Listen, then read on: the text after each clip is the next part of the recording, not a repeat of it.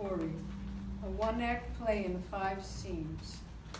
May Sri Ramakrishna, Holy Mother, and Swamiji accept this play as our humble offering. Totapuri arrives at the Kali temple. It is 1864. A stalwart, middle-aged monk, Totapuri himself is walking north from the Ganga Sagar, south of Kolkata. He is a naked Naga Baba. As he walks, he sings.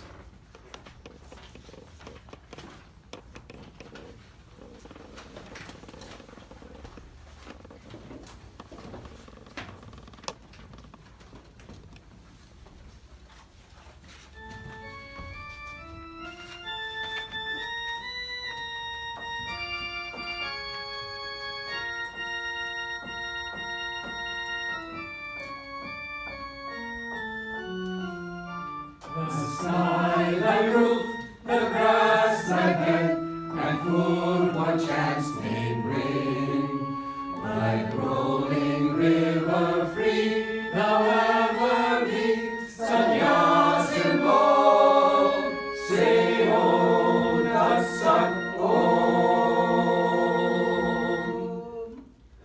Let darkness go, the will-o'-the-wisp that leads with blinking light to pile more gloom on gloom. This thirst for life forever quenched, it drags from birth to death and death to birth the soul. He conquers all who conquer self, no wills and never yield. The sky thy roof, the grass thy bed, and food what chance may bring.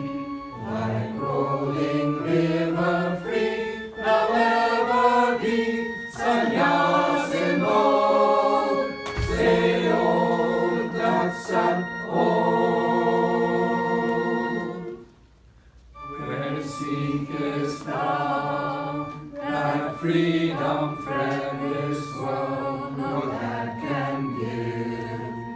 In books and temples vain thy search, thy only is the hand that holds the rope that drags thee on. Then cease lament, let go thy hold. The sky thy roof, the grass thy bed, and food what chance may bring. Like rolling river free, thou ever be, sannyasin bold, say old Datsat old.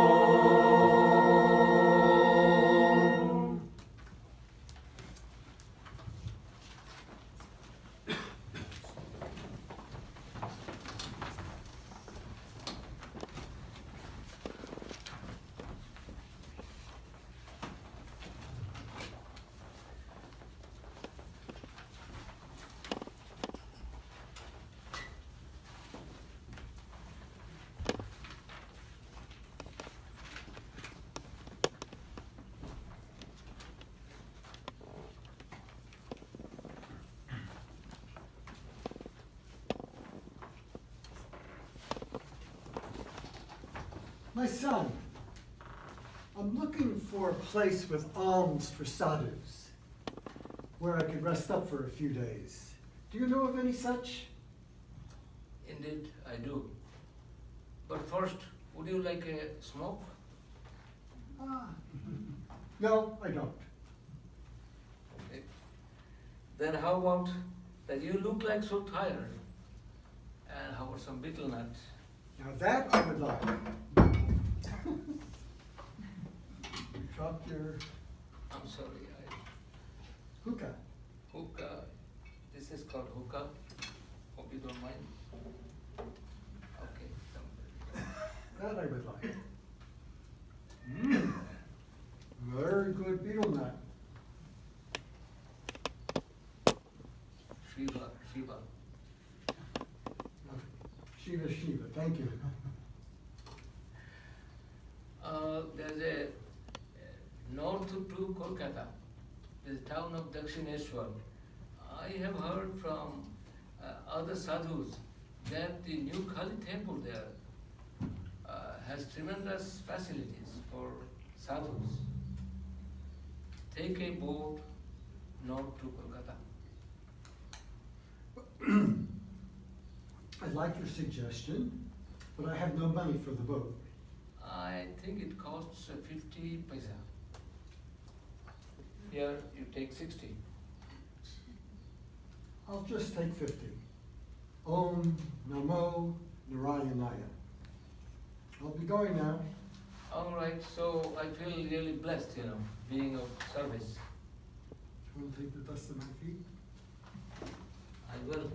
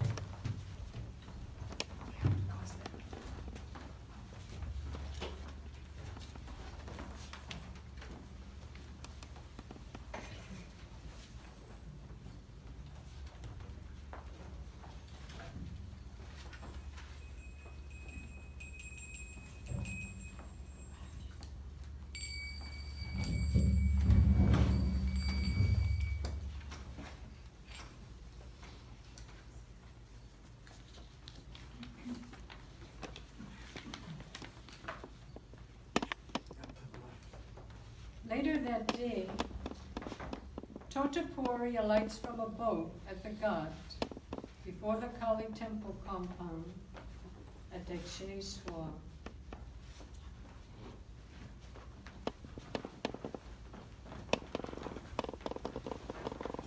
He walks up the steps into the temple courtyard and looks around. He sees the imposing Kali temple straight ahead with an open covered space, the Nat Mandir, just to the right of it. And then he notices behind him the 12 Shiva temples lining the west side of the temple compound, 6 to the right of him and 6 to the left. He then walks to the temple north of the Kali temple and discovers that in it Radhakanta are worshipped. What superstition to worship God as Kali, as Krishna, as Radha. At least Shiva, the Absolute, gets his due here. One by one, Totapuri visits each one of the Shiva temples and rings each bell with gusto after making his obeisance. He crosses to the Nat Mandir and stands at the north end so that he can observe the pilgrims worshipping Kali. What superstitious people. They don't have the mental strength to understand that Brahman is the only reality. After a while, he turns around and looks at the people seated in the Nat Mandir. He is startled by the appearance of a young man standing there. He is dressed in an ordinary dhoti. Oh, Shiva! This handsome young man is radiant with spiritual fervor. I detect great parts in him, although in other ways he looks quite ordinary.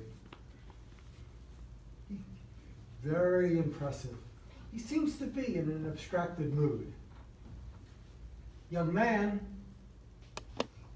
Young man! Young man!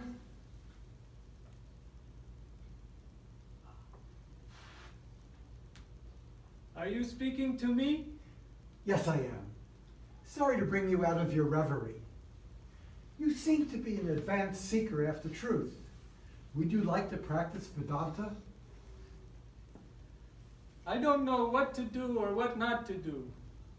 My mother knows everything. If she commands it, then I will undertake the practice. Okay, go ask your mother. But I won't be here long. To the surprise of Totapuri, the young man who was Sri Ramakrishna himself goes down the steps of the Nath Mandir and up the steps right into the Kali temple. He goes before the image of Mother Kali and addresses her. Mother!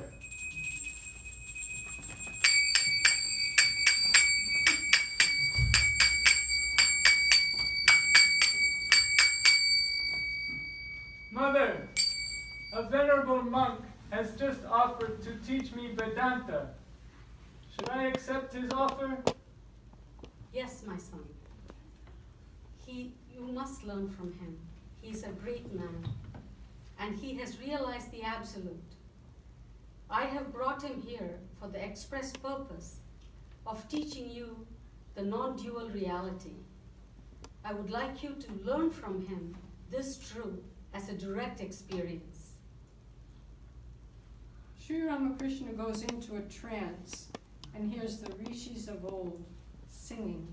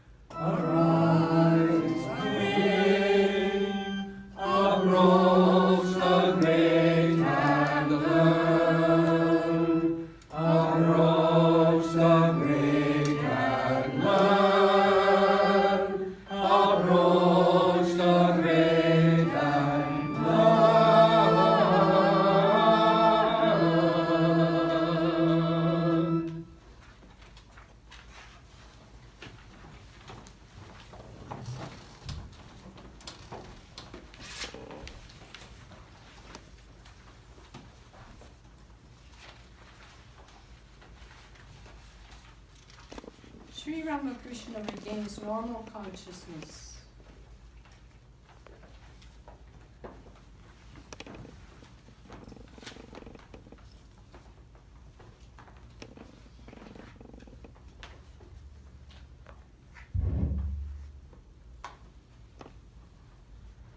Good news, O Great One.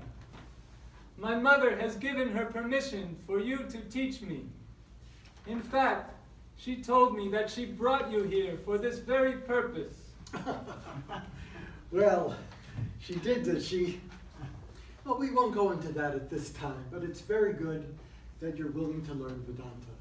But let me tell you right off that in order to practice Vedanta, you must first, with proper ceremonies, be initiated into the sacred order of sannyasa. I see you are a Brahmin and a householder. You must give up the oath of the insignia that mark you as such. You must remove your sacred thread and your tuft of hair. I have no objection to this. But there's one problem. My old mother lives here, and I don't think she could bear the shock of learning that I've taken sannyasa.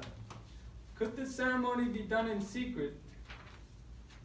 That's a legitimate reason for doing it secretly, and yes, I'm willing to do it secretly. But won't she notice that your sacred thread and your tuft of hair are gone? I do so many strange things. She will think it's just one more quirk of mine. Very good.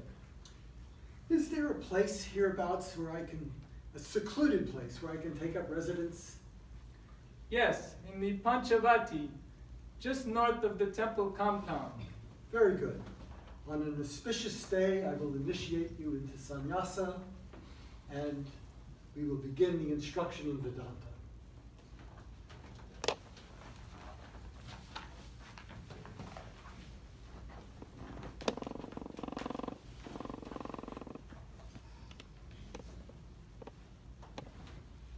Scene 2.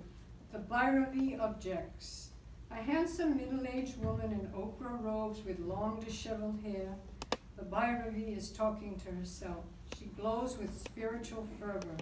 She is standing near the portico by the stairs, leading down to the Ganga at the Dakshineswar temple.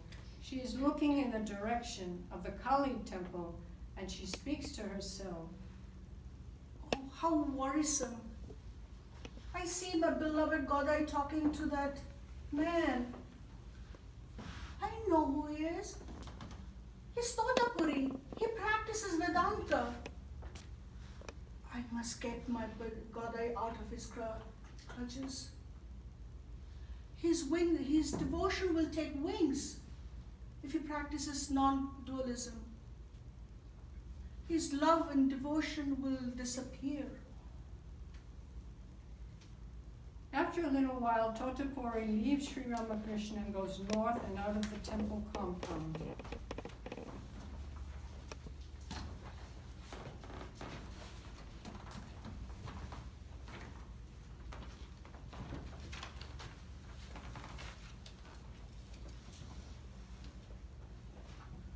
Godai, I'm worried for you. Beware of that man. He is going to teach you Vedanta, non-dualism, and dry intellectualism. He'll say, not this, not this. How can you love mother if you think she's an illusion? He'll teach you Vedanta. Nothing exists but Brahman. You're Brahman. Everything is Brahman. That attitude will not help you in developing your devotion. How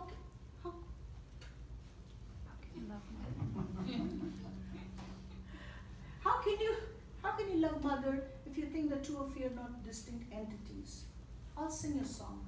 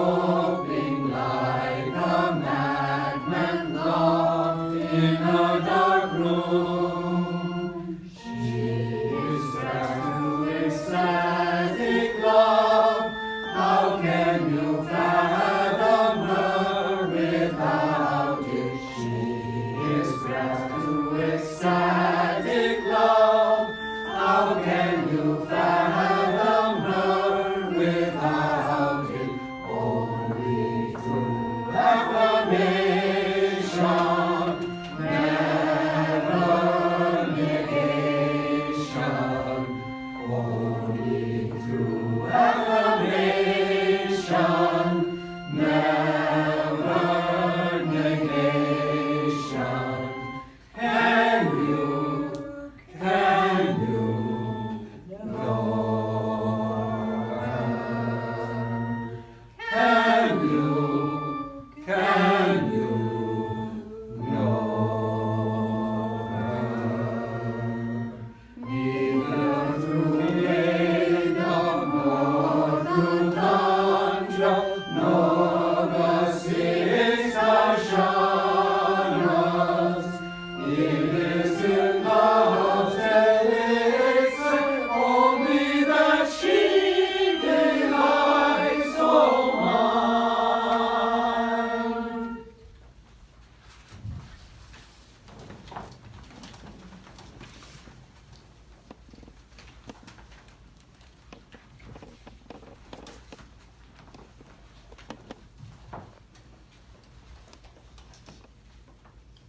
Sri Ramakrishna goes into samadhi.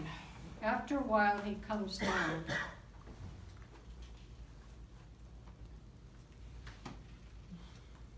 Yes, yes, ecstatic love. But the song belittles Tantra. You taught me Tantra. Yes, I did. I wanted to increase ecstatic love. The philosophy that Totapuri is going to teach you is going to teach you non-dualism.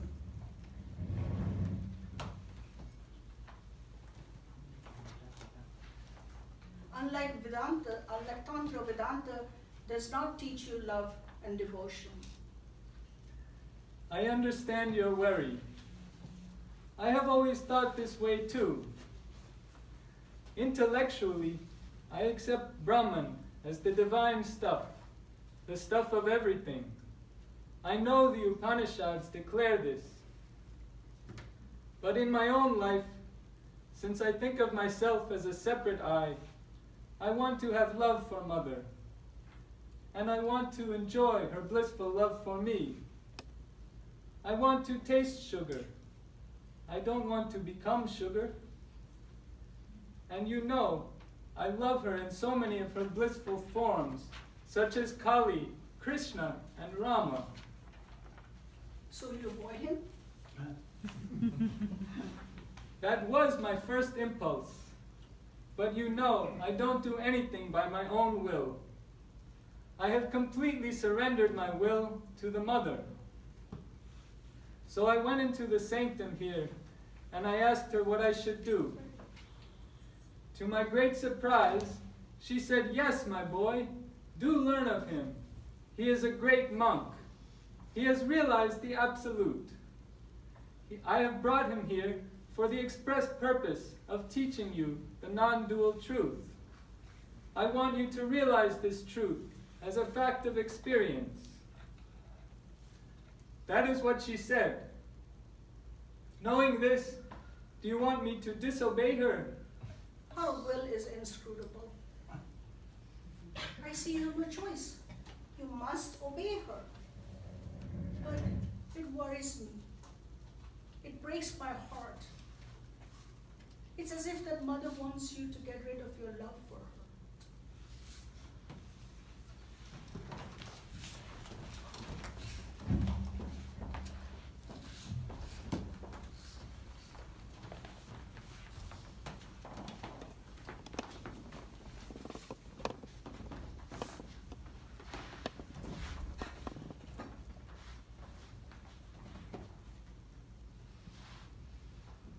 Scene 3. Sri Ramakrishna and Totapuri together. One late afternoon, Sri Ramakrishna and Totapuri are standing together. I notice you meditate so often. You have realized the Absolute. What is the purpose of so much meditation? You see this brass water pot? How it shines so brightly? It does so because I polish it every day. The mind is like that. Without daily meditation, it too will become tarnished. But what if the pot is made of gold? Then it won't need daily polishing. That is true, but I don't see the relevance of that observation. Let me change the subject a little. Yes. You extol Shiva as the embodiment of the Absolute. But let me quote to you from a song. Infinite are my mother's glories. Who can find the end of her virtues? Shiva, beholding their smallest part, lies prostrate at her lotus feet. Those are beautiful sentiments, but I tell you, Kali is nothing but an illusion. But I see her and talk with her. What do you say to that? It's a figment of your imagination. I wonder if you too could say that if you also had the vision of the Mother. Ah well, evening is fully upon us. It's time for my evening devotions. Haribol, Haribol, Haribol, Haribol. Hari is Guru, Hari is Guru, Hari is Guru. Guru is Hari, Guru is Hari, Guru is Hari. Hari is my heart, Hari is my heart, Hari is my heart, Hari is my heart. Govinda is my life. What are you Govinda- doing? Are you making chapatis? Nonsense! What are you saying?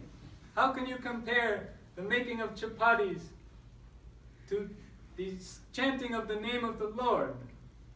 How can you insult Govinda like this? It will all become clear to you once you realize Brahman. And listen, the day for your initiation is the day after tomorrow. Fast the entire day and meet me in the Panchavati at midnight. Bring 8 sacred rice balls.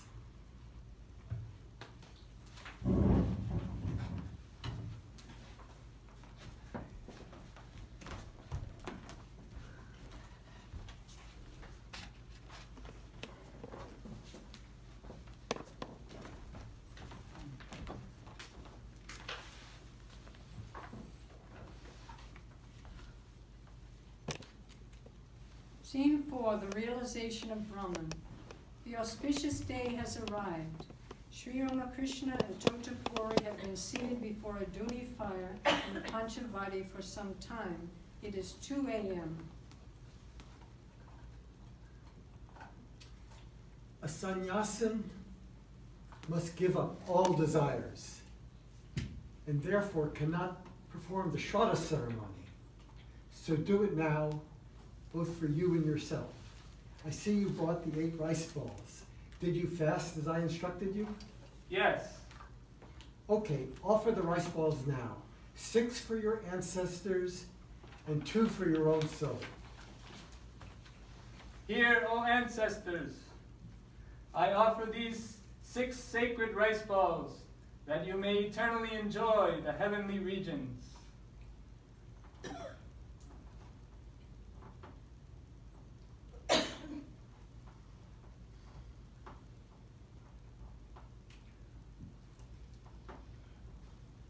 Now, O Gadadhar, my very self, I offer these 2 rice balls for the satisfaction of my own soul.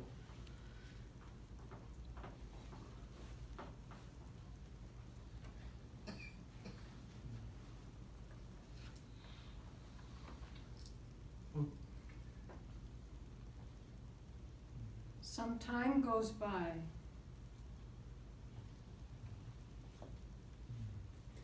I see it's become that auspicious time before dawn. Let us go into the meditation hut.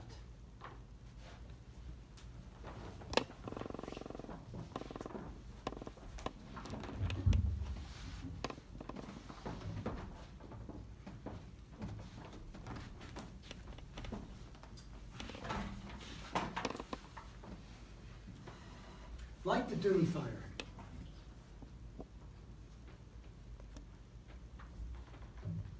Good. Now repeat after me.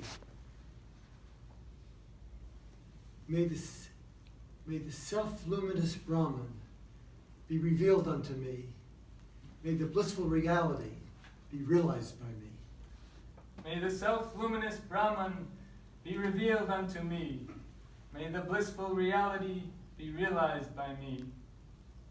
Many other prayers are uttered, and then the Viraja Homa begins. May this oblation purify the 5 elements of which I am made: earth, water, air, fire, ether. May I realize the self-luminous Brahman. Swaha. Sri Ramakrishna repeats this in many other supplications. At the end of this ceremony, repeating the words after Totapuri, he says,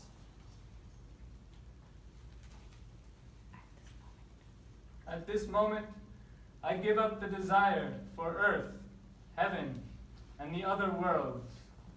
I promise all living beings that they have nothing to fear from me. Okay, now offer into the fire your tuft of hair and your sacred thread. Here, O fire, I offer my hair tuft and my sacred thread. Good. I give you the name, the monastic name Ramakrishna, the same auspicious name that your father gave you. You don't need a different name. You already blaze with the spirit of sannyasa. You now belong to the Puri order of sannyasins founded by Adi Shankara.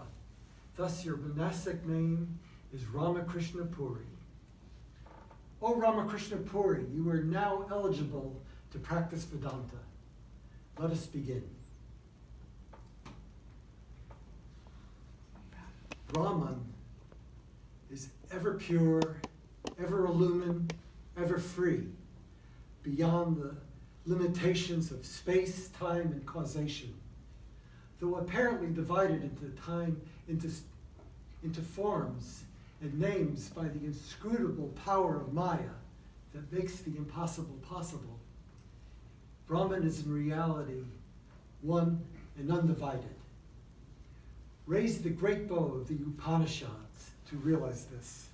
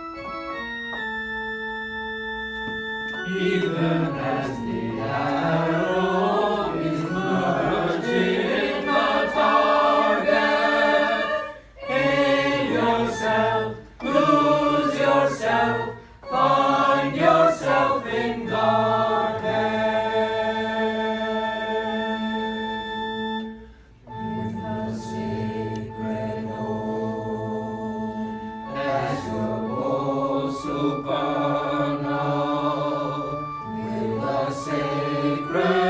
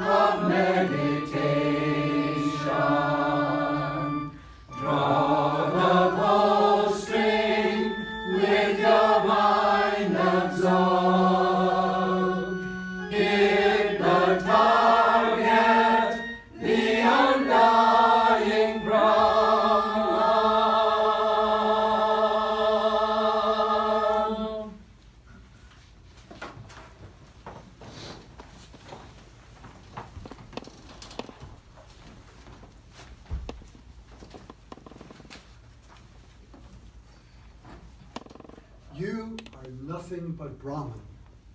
Repeat the great dictum, that thou art. Tat Twamasi, Tat Twamasi.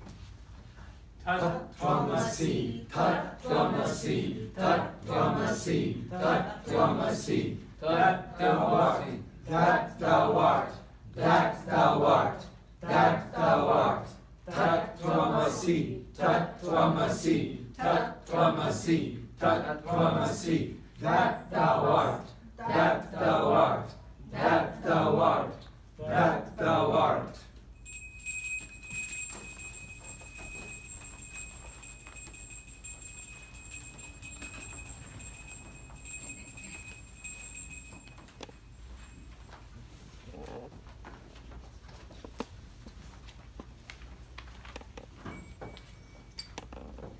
With firm determination, Sri Ramakrishna plunges into meditation on Brahman. Because of his pure mind, he has no trouble banishing all worldly thoughts. But instead of Brahman, the resplendent Divine Mother appears before him.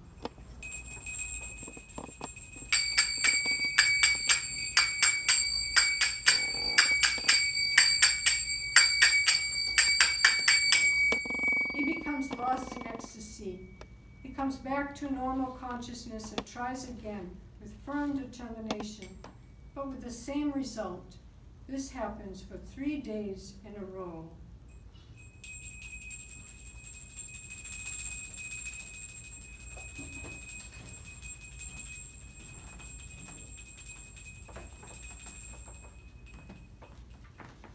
It is hopeless.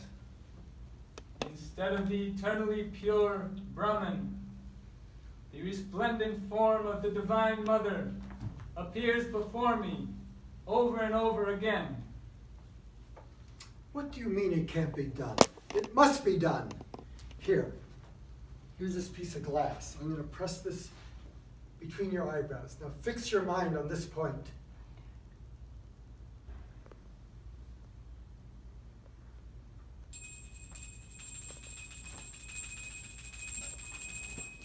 Here is the peerless Mother once again.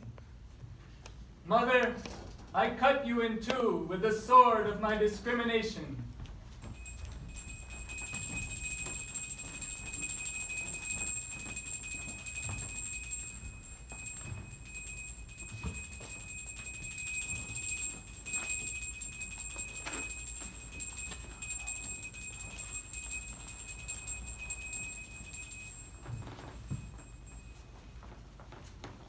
The mother disappears, and Sri Ramakrishna plunges into the state of the Absolute, into Samadhi. Tota remains seated by him for a long time. He then silently leaves the hut and locks the door, lest anyone should disturb Sri Ramakrishna. He takes his seat nearby and waits for Sri Ramakrishna to call him to open the door. 1 day passes, a second day passes, 3 days pass.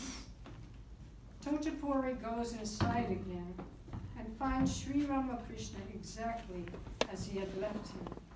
His body shows no signs of life, but his face is calm, serene, and radiant. Can this be true? Can this great soul have realized in 3 days what it took me 40 years of intense sadhana to realize? Amazing. There's no heartbeat, not a trace of breath.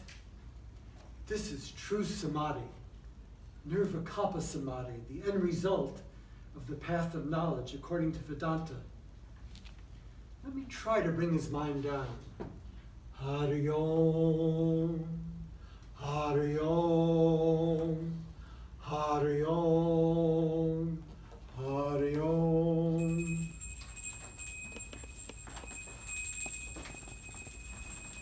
Gradually, Sri Ramakrishna's mind comes down to the normal plane. He sings this song.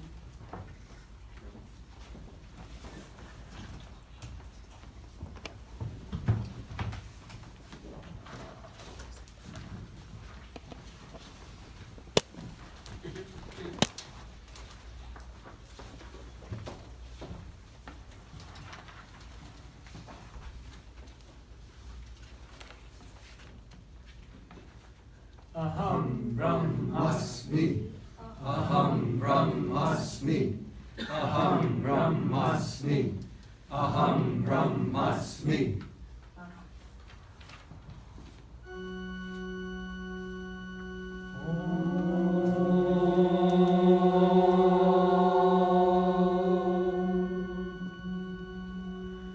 Shrinvantu Vishwe Amritasya Putraha Ayenamani Divyani Tastu Vedahametam Purusham Mahantam Adityavarnam Tamasa Parastat Navidra Viditva Kimrityameti Nanyahatanta Vidyate Anaya.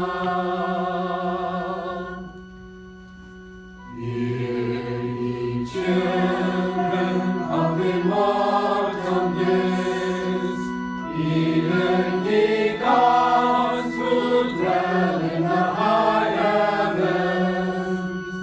I have realized that great Being who shines effulgent like the sun beyond all darkness.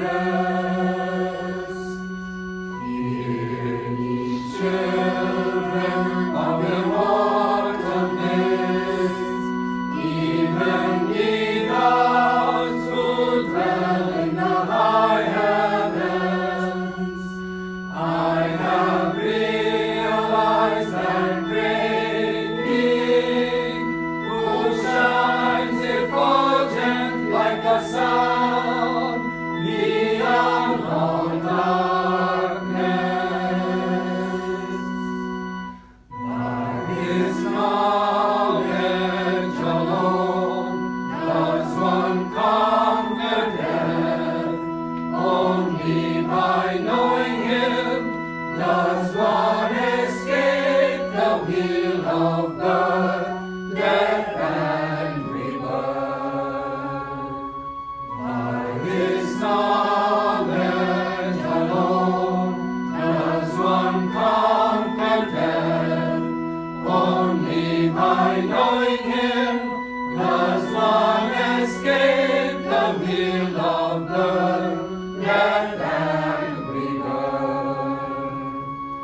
There is none higher than he, none different from him, none subtler nor greater than he.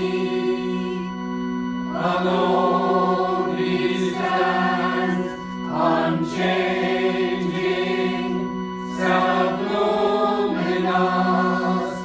He, the great one, fills this whole universe.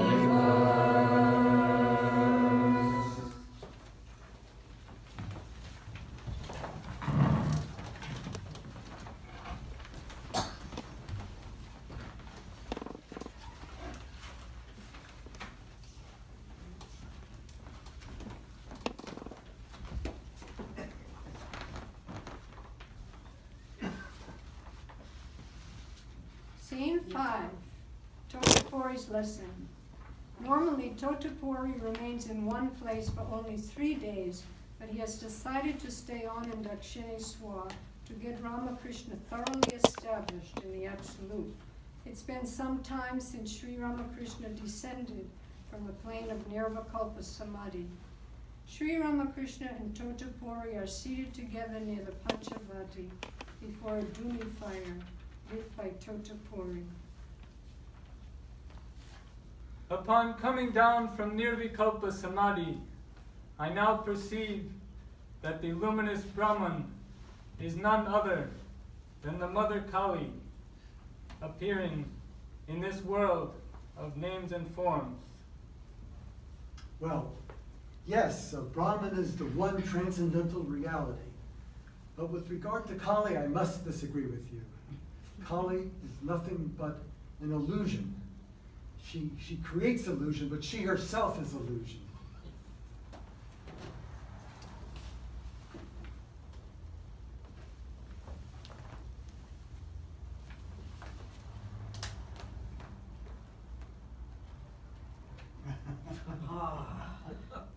What? How dare you disturb this sacred fire?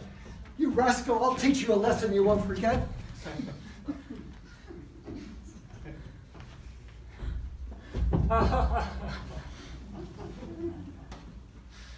You were just explaining to me the reality of Brahman and the illusoriness of the world and Kali. But you have so far forgotten yourself as to be about to beat a man in a fit of passion. You were right. I totally forgot myself. I feel embarrassed. I vow I will never again yield to the passion of anger.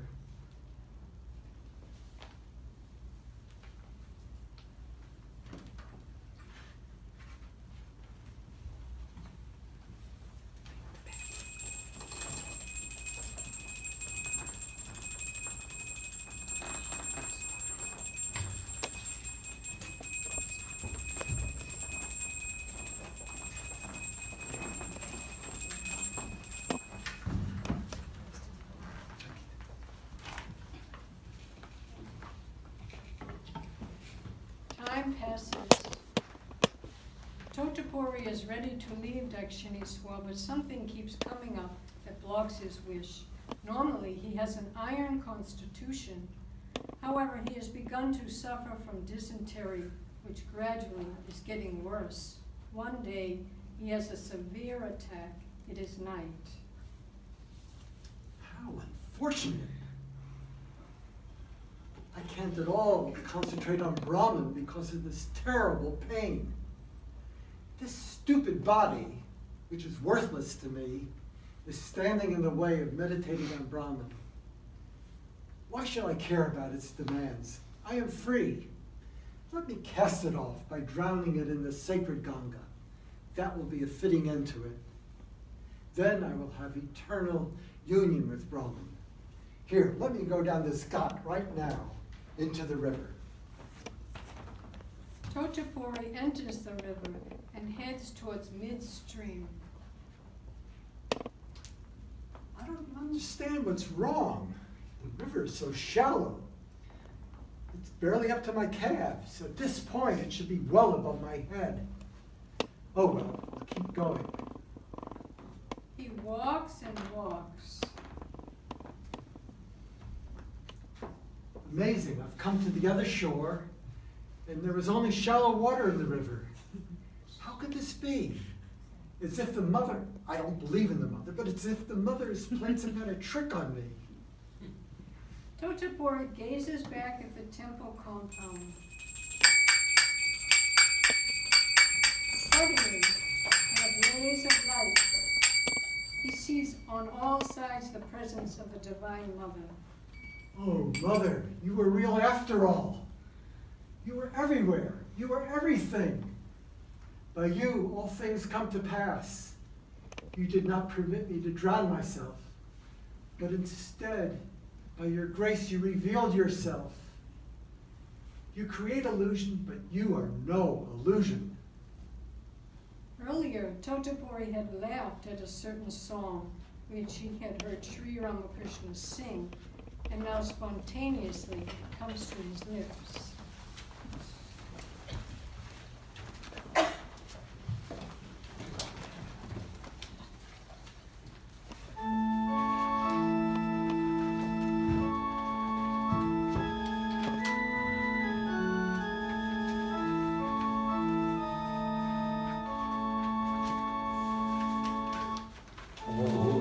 Eternal Mother, Giver of breath.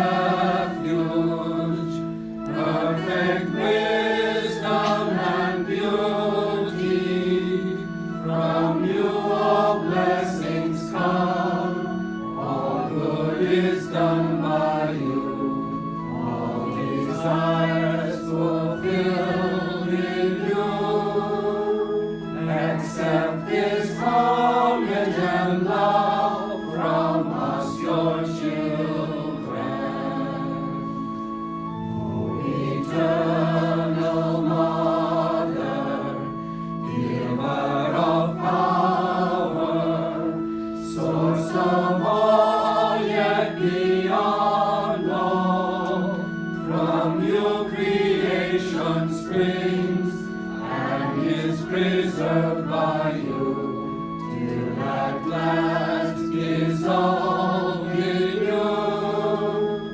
Accept this homage and love from us, your children. O eternal Mother, full of compassion, ever eager to save the poor and afflicted, who come to you for shelter, remover of the misery of all. Accept this homage and love from us, your children. O eternal Mother, accept this homage and love from us, your children. Accept this homage and love from us, your children. Accept this homage and love from us, your children. Accept this homage and love from us, your children.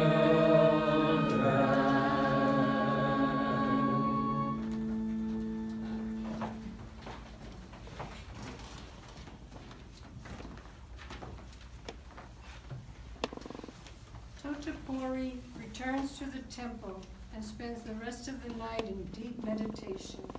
Remarkably, his pain is gone. In the morning, he finds Sri Ramakrishna.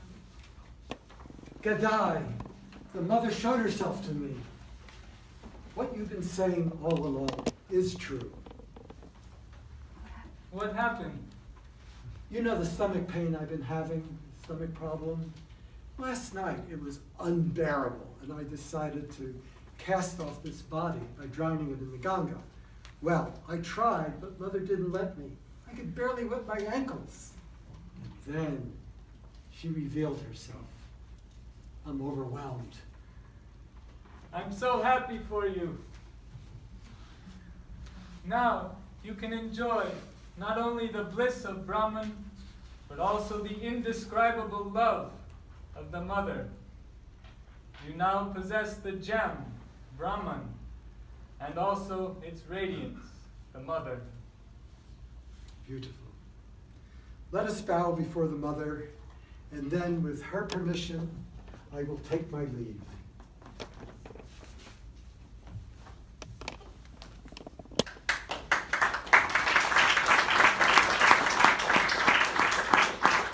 And thus it was that Totapuri departed from Dakshineswar, having helped Sri Ramakrishna realize the Absolute, and having come to accept the personal as well as the impersonal aspect of God. After Totapuri's departure, Sri Ramakrishna remained in Nirvikalpa Samadhi for 6 months, kept alive by another monk who understood his great value to the world.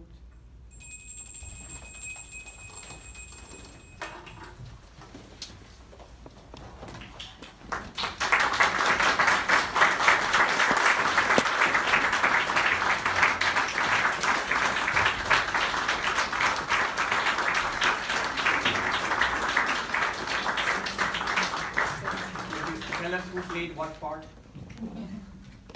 Tell us who played which part. Let's the names of the actors. Okay, I played Totapuri, Come to the front. Patrick, Please come to the front. Ramakrishna, Lakshmi smoked the hookah and gave him Rama was Kali. Here's the Bhairavi. Ratna. Ratna.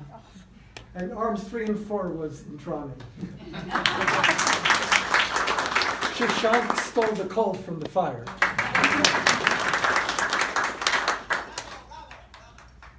Oh. She ran the boat. What? Sangeet And Sangeeta was the prop girl. And Patrick was the light person.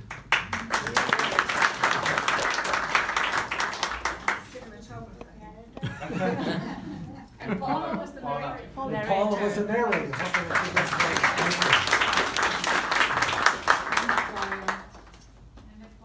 And the choir, of course.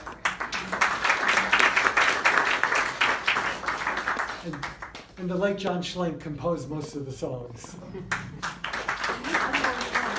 Yeah, and Bill made the props. Bill too. Bill made the props of Kali and many other props. He made it himself. Writer of the play. Yeah.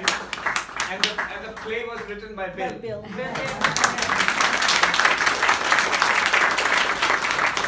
Including one song by Bill himself. Oh, very good. Yes.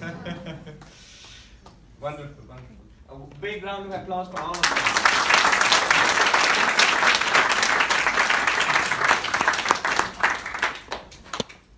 Very good.